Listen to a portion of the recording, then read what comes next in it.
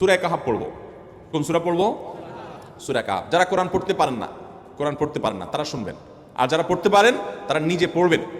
সূরা কাহাফ যদি জুমার দিন কেউ পড়ে, নবী করিম সাল্লাল্লাহু আলাইহি ওয়াসাল্লাম বলেছেন এই সূরাটা তার জন্য নূর হবে, নূর, আলো আল্লাহর তরফ থেকে।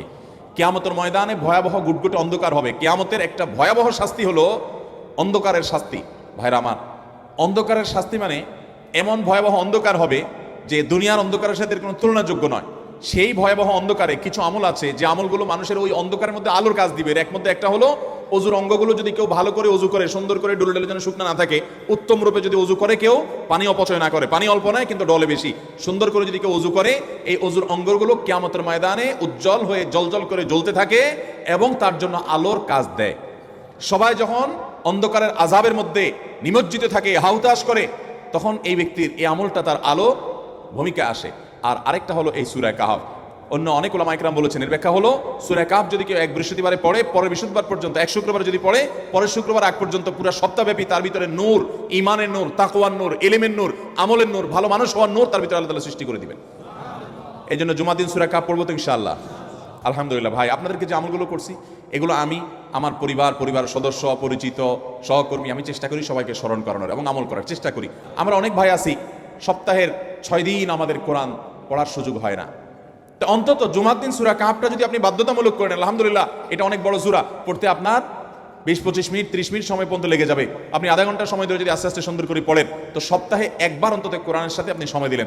আরেকটা সুসংবাদ শুনেন, সূরা কাহাফ যদি কেউ মুখস্থ করে, তেলাওয়াত করে নিয়মিত, বিশেষ করে সূরা কাহাফের প্রথম 10টা আয়াত যদি কেউ মুখস্থ করে, নবী করিম সাল্লাল্লাহু আলাইহি ওয়াসাল্লাম বলেছেন কিয়ামতের আগে দাজ্জালের যে ফিতনা আসবে, যেই ফিতনায় বহু মানুষ দাজ্জালকে আল্লাহ মনে করে বেঈমান হয়ে জাহান্নামে যাবে, এই ফিতনা থেকে পৃথিবীতে এমন কোন নবী ছিল না, এমন কোন রাসূল আসেন নাই। এই মানব ইতিহাসের প্রথম মানুষ আদম আলাইহিস সালাম থেকে নিয়ে আমাদের মুহাম্মদ সাল্লাল্লাহু আলাইহি ওয়াসাল্লাম পর্যন্ত এই লক্ষ লক্ষ যত নবী রাসূল এসেছে, সমস্ত নবী রাসূলরা একটা ব্যাপারে সাবধান করে গেছেন, দাজ্জাল আসবে, যে দাজ্জালের হাতে পাওয়ার থাকবে এত বেশি, অলৌকিকতা থাকবে এত বেশি, সে মরা মানুষকে জিন্দা করে ফেলবে, জিন্দা মানুষকে বলবে সে মরে যাবে, তার হাতেই সব কন্ট্রোলিং পাওয়ার থাকবে, দুনিয়ার সমস্ত রিজিক তার হাতে কক্ষিগত থাকবে, এমন পাওয়ার থাকবে তাকে দেখে মানুষ বলবে হ্যাঁ এই তো আল্লাহ, এই তো সবকিছু পারে, বেঈমান হয়ে যাবে।